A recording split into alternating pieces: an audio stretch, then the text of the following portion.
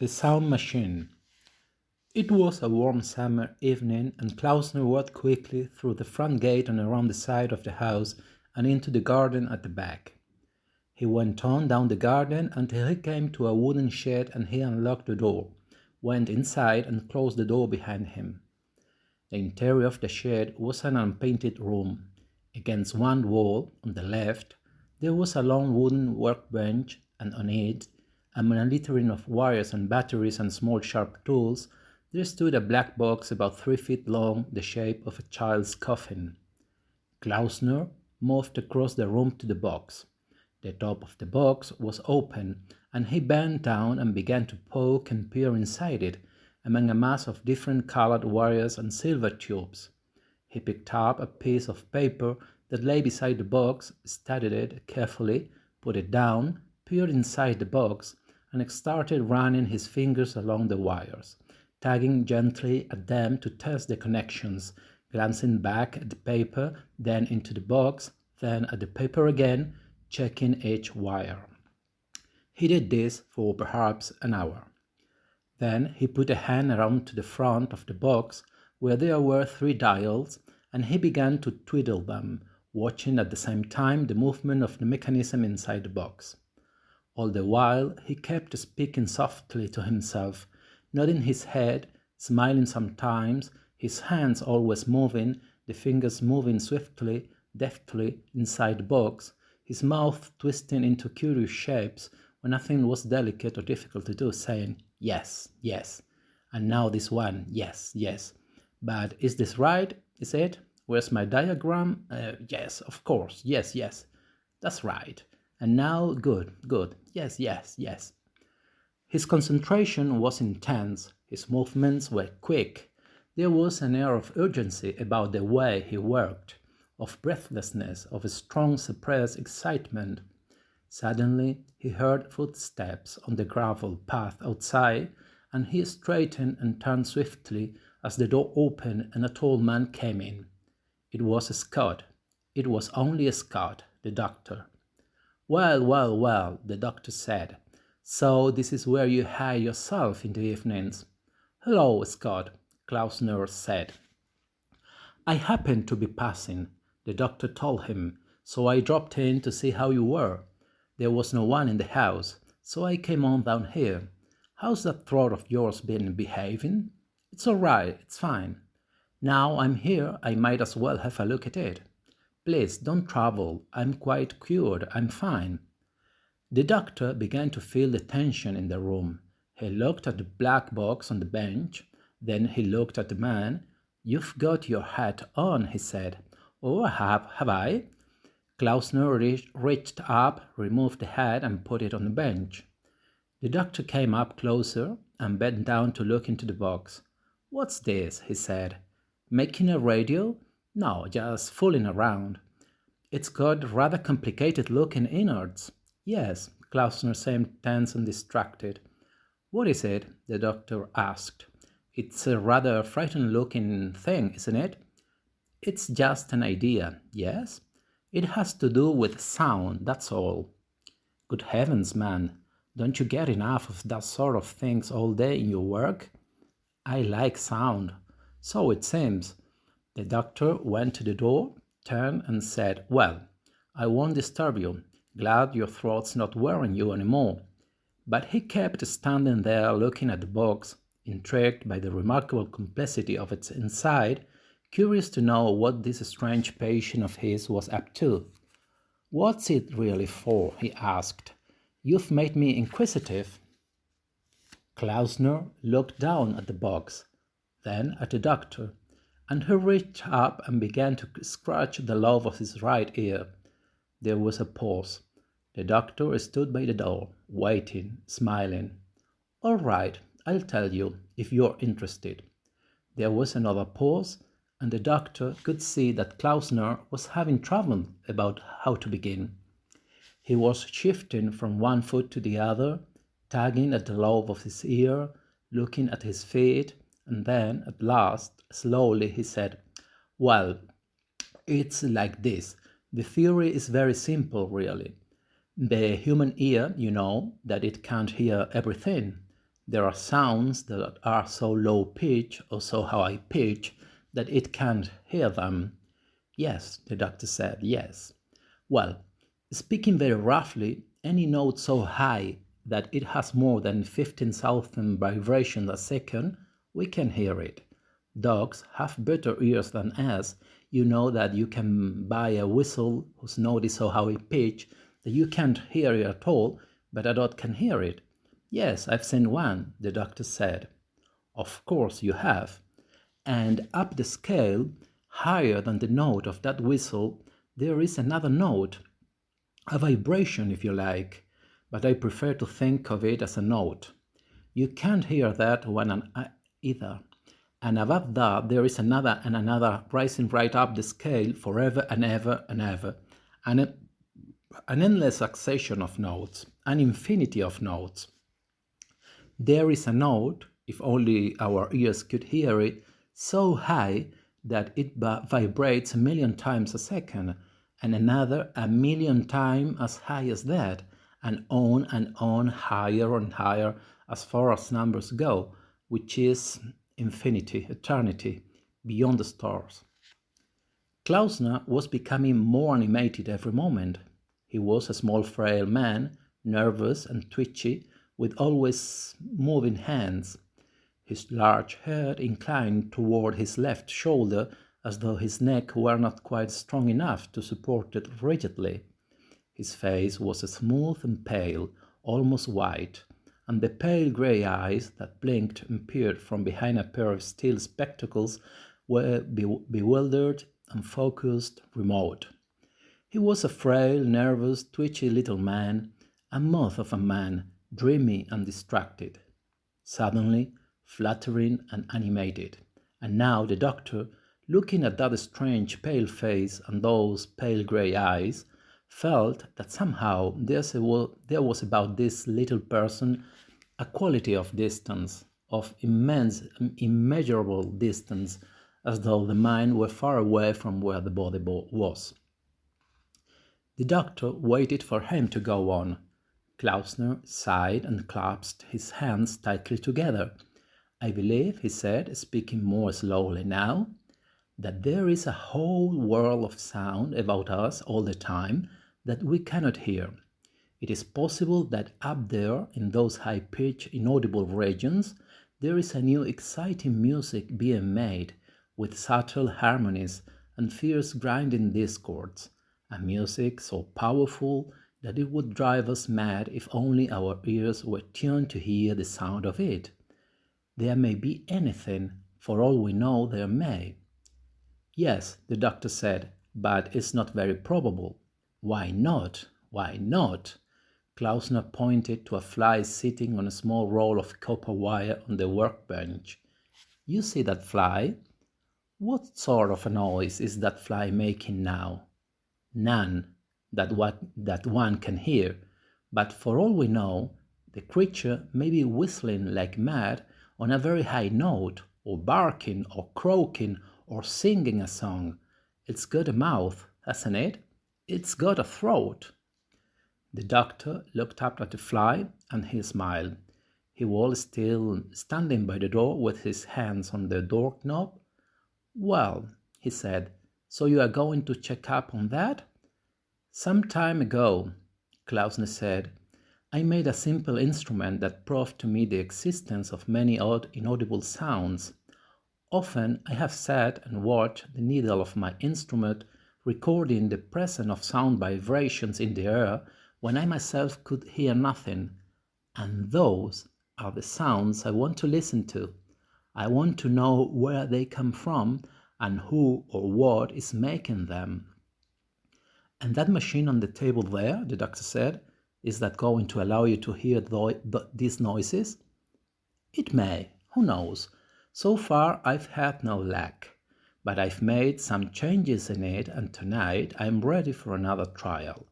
This machine, he said, touching it with his hands, is designed to pick up sound by vibrations that are too high-pitched for reception by the human ear, and to convert them to a scale of audible tones.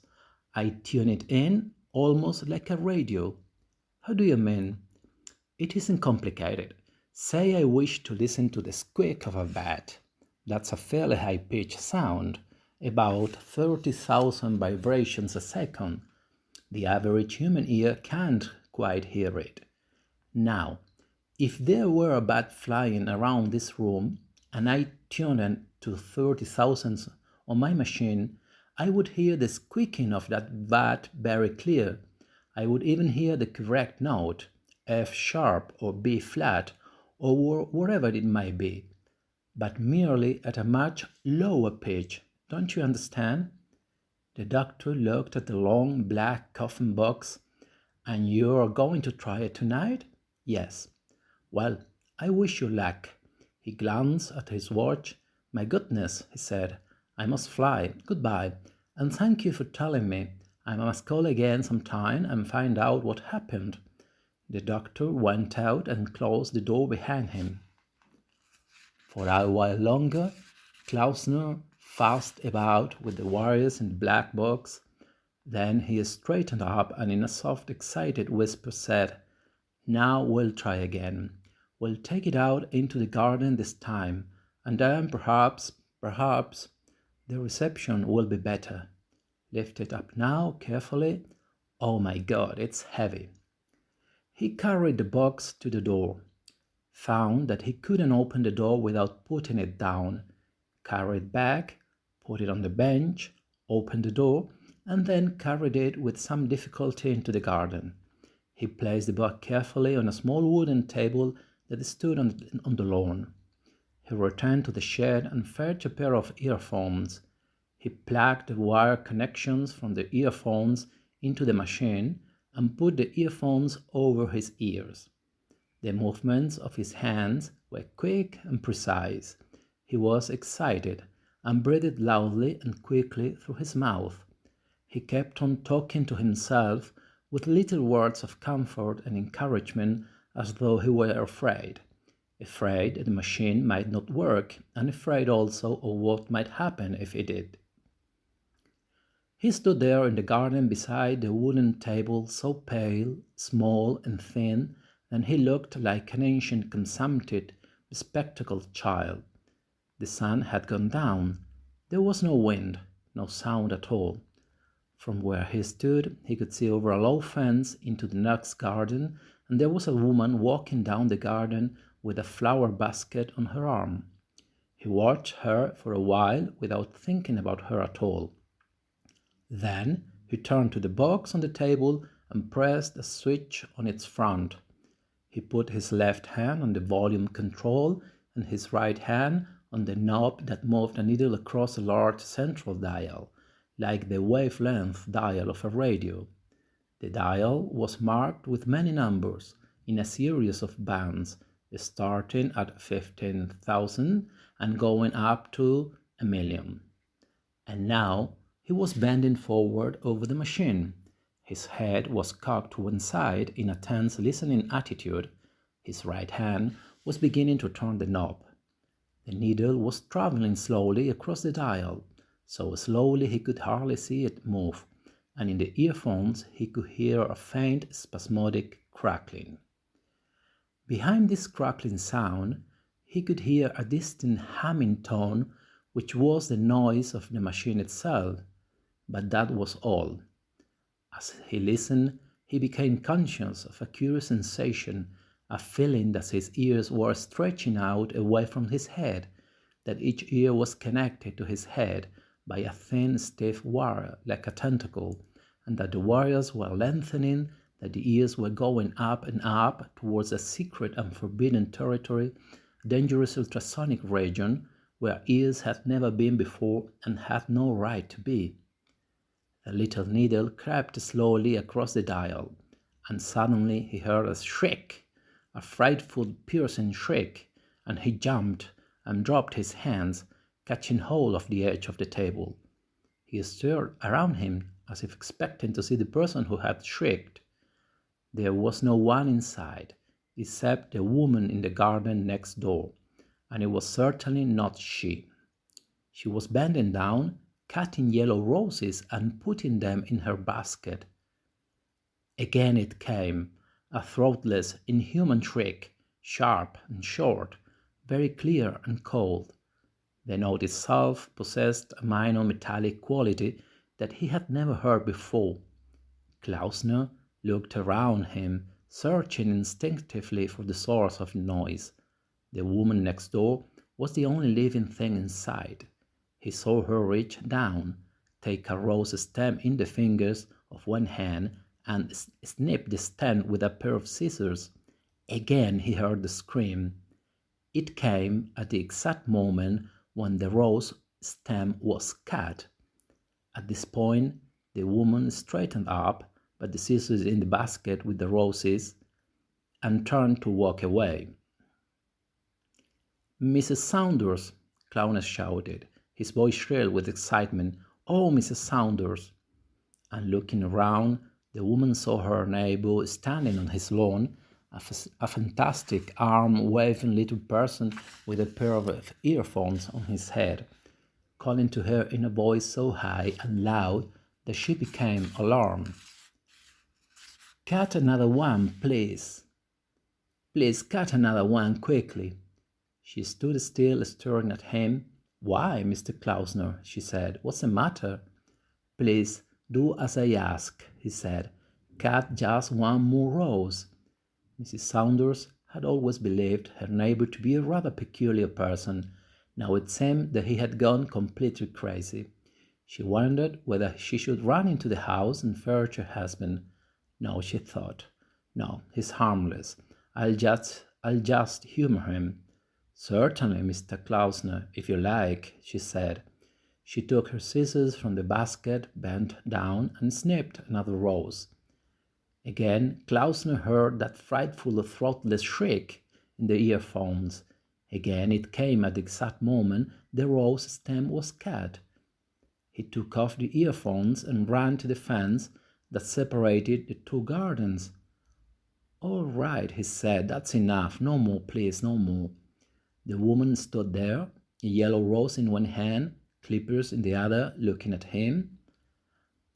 "I'm going to tell you something, Mrs. Saunders," he said, "something that you won't believe." He put his hands on top of the fence and peered at her intently through his thick spectacles. "You have this evening cut a basket full of roses. You have, with a sharp pair of scissors, cut through the stems of living things, and each rose that you cut is screamed in the most terrible way. Did you know that, Mrs. Saunders?" "No," she said, "I certainly didn't know that." "It happens to be true," he said. He was breathing rather rapidly, but he was trying to control his excitement. "I heard them shrieking. Each time you cut one, I heard a cry of pain, a very high-pitched sound, approximately 132,000 vibrations a second. You couldn't possibly have heard it yourself, but I heard it." "Did you really, Mr. Klausner?" She decided she would make a dash for the house in about 5 seconds. "You might say," he went on, "that a rose bush has no nervous system to feel with, no throat to cry with. You'd be right. It hasn't, not like ours anyway. But how do you know, Mrs. Saunders?" And here he leaned far over the fence and spoke in a fierce whisper. "How do you know that a rose bush doesn't feel as much pain when someone cuts its stem in two as you would feel it if someone cut your wrist off with a garden shears? How do you know that? It's alive, isn't it?" "Yes, Mr. Klausner, yes, and good night." Quickly she turned and ran up the garden to her house. Klausner went back to the table. He put on the earphones and stood for a while listening.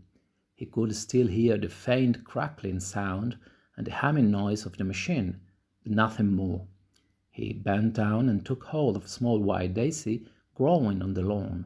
He took it between thumb and forefinger and slowly pulled it upward and sideways until the stem broke. From the moment that he started pulling to the moment when the stem broke, he distinctly heard in the earphones a faint, high-pitched cry, curiously inanimate. He took another daisy and did it again. Once more he heard the cry, but he wasn't so sure now that it expressed pain. No, it wasn't pain, it was surprise. Or was it? It didn't really express any of the feelings or emotions known to a human being. It was just a cry, a neutral, stony cry, a single, emotionless note expressing nothing. It had been the same with the roses. He had been wrong in calling it a cry of pain. A flower probably didn't feel pain. It felt something else which we didn't know about, something called toin or spur or plignomen or anything you like. He stood up and removed the earphones. It was getting dark, and he could see pricks of light shining in the windows of the houses all around him. Carefully he picked up the black box from the table, carried it into the shed, and put it on the workbench. Then he went out, locked the door behind him, and walked up to the house. The next morning, Klausner was up as soon as it was light. He dressed and went straight to the shed. He picked up the machine and carried it outside, clasping it to his chest with both hands, walking unsteadily under its weight. He went past the house, out, through the front gate and across the road to the park. There he paused and looked around him. Then he went on until he came to a large tree, a beech tree, and he placed the machine on the ground close to the trunk of the tree.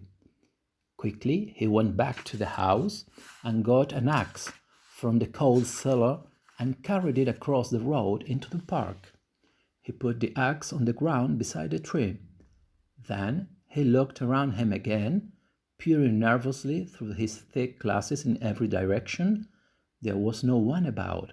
It was 6 in the morning. He put the earphones on his head and switched on the machine. He listened for a moment to the faint familiar humming sound. Then he picked up the axe, took a stance with his legs wide apart, and swung the axe as hard as he could at the base of the tree trunk. The blade cut deep into the wood and stuck there, and at the instant of impact, he heard a most extraordinary noise in the earphones. It was a new noise, unlike any he had heard before, a harsh, noteless, enormous noise, a growling, low-pitched, screaming sound, not quick and short like the noise of the roses, but drawn out like a sob, lasting for fully a minute, loudest at the moment when the axe struck, fading gradually fainter and fainter until it was gone. Klausner stared in horror at the place where the blade of the axe had sunk into the wood flesh of the tree. Then gently he took the axe handle, worked the blade loose, and threw the thing to the ground. With his fingers he touched the gash that the axe had made in the wood, touching the edges of the gash, trying to press them together to close the wound, and he kept saying, "Tree, oh tree, I am sorry, I am so sorry, but it will heal, it will heal fine." For a while he stood there with his hands upon the trunk of the great tree. Then suddenly he turned away and hurried off out of the park, across the road, through the front gate and back into his house. He went to the telephone, consulted the book, dialed a number, and waited. He held the receiver tightly in his left hand and tapped the table impatiently with his right. He heard the telephone buzzing at the other end, and then the click of a lifted receiver and a man's voice, a sleepy voice, saying, "Hello, yes?" "Dr. Scott," he said. "Yes, speaking." "Dr. Scott, you must come at once, quickly, please." "Who is it speaking?" "Klausner here. And you remember what I told you last night about my experience with sound, and how I hoped I might—" "Yes, yes, of course. But what's the matter? Are you ill?" "No, I'm not ill, but—" "It's 6:30 in the morning," the doctor said, "and you called me, but you are not ill." "Please come quickly. I won't want to hear it. It's driving me mad. I can't believe it. The doctor heard the frantic, almost hysterical note in the man's voice, the same note he was used to hearing in the voices of people who called up and said, "There's been an accident, come quickly." He said slowly, "You really want me to get out of bed and come over now?" "Yes, now, at once, please." "All right, then, I'll come." Klausner sat down beside the telephone and waited. He tried to remember what the shriek of the tree had sounded like, but he couldn't. He could remember only that it had been enormous and frightful, and that it had made him feel sick with horror. He tried to imagine what sort of a noise a human would make if he had to stand anchored to the ground while someone deliberately swung a small sharp thing at his leg so that the blade cut in deep and wedged itself in the cat. Same sort of noise, perhaps? No, quite different. The noise of the tree was worse than any known human noise because of that frightening, toneless, throatless quality. He began to wonder about other living things, and he thought immediately of a field of wheat standing up straight and yellow and alive, with the mower going through it, cutting the stems, 500 stems a second, every second. Oh my God, what would that noise be like? 500 wheat plants screaming together, and every second another 500 being cut and screaming. And no, he thought, I do not want to go to a wheat field with my machine. I would never eat bread after that. But what about potatoes and cabbages and carrots and onions? And what about apples? I know, apples are all right. They fall off naturally when they are ripe. Apples are all right if you let them fall off instead of tearing them from the tree branch. But not vegetables, not a potato, for example. A potato would surely shriek, so would a carrot, and an onion, and a cabbage. He heard the click of the front gate latch, and he jumped up and went out and saw the tall doctor coming down the path, little black bag in hand. "Well," the doctor said, "well, what's all the trouble?" "Come with me, doctor. I want to hear it. I want you to hear it.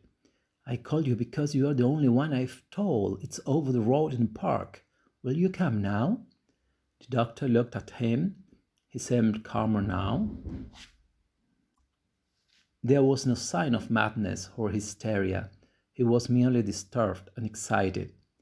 They went across the road into the park, and Klausner led the way to the great beech tree, at the foot of which stood the long black coffin box of the machine, and the axe.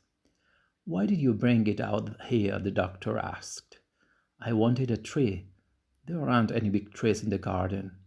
"And why the axe?" "You'll see in a moment. But now, please, put on these earphones, listen carefully, and tell me afterwards precisely what you hear. I want to make quite sure."